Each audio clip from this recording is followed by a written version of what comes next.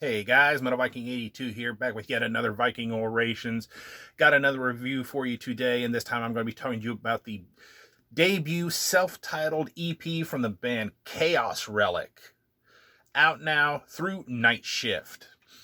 And if you're not familiar with Chaos Relic, they are a death metal band from Jacksonville, Florida. Been around since, I want to say, last year in 2024. I couldn't really find a definitive date on the archives, but everything I was looking at was kind of pointing to them forming last year.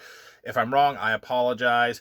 But forming this band, you have Dylan Mikos on bass. He's formerly of the band Marauder, who released an absolutely killer album, no pun intended, called Master Killer. You have Matt Tubman on the drums, Dylan Blow on guitars and vocals. He is also in the band Grave View. He is formerly of the band Body Box. And then finally, Cody James on the guitars and vocals.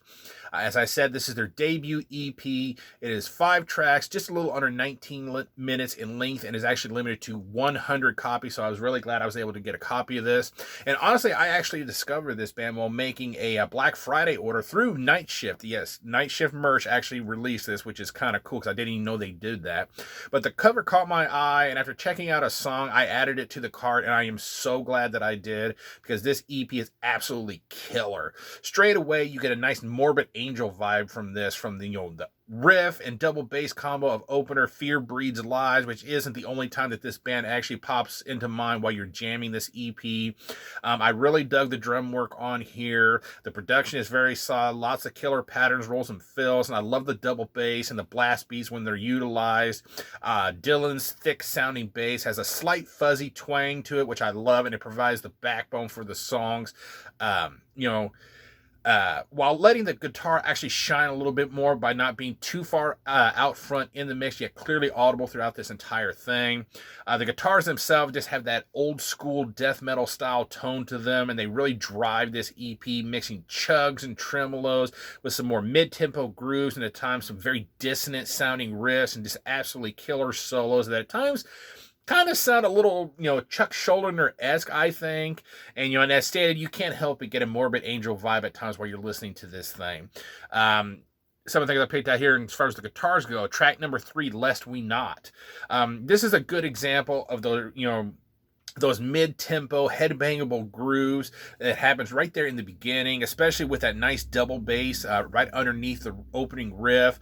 And I love how they lock into these, even slower grooves throughout this EP, such as in track number 4, Blood Flows Cold, right at about 5:38, right after the guitar solo. It's just this nice, slow, heavy groove, and you just can't help but sit there and just kind of bang your head while you're listening to it. The vocals on here aren't your standard death growl here. To me, they kind of have a bit more of almost like a hardcore tinge to it, with some added reverb at times. Think Chase H. Mason of Gate Creeper. He kind of has a similar style, I think, to him in his vocal approach. So he does do some standard growls here and there. They do kind of work their way in spots throughout this EP, but for the most part, he kind of goes for that more, like I said, Gate Creeperish style vocal approach.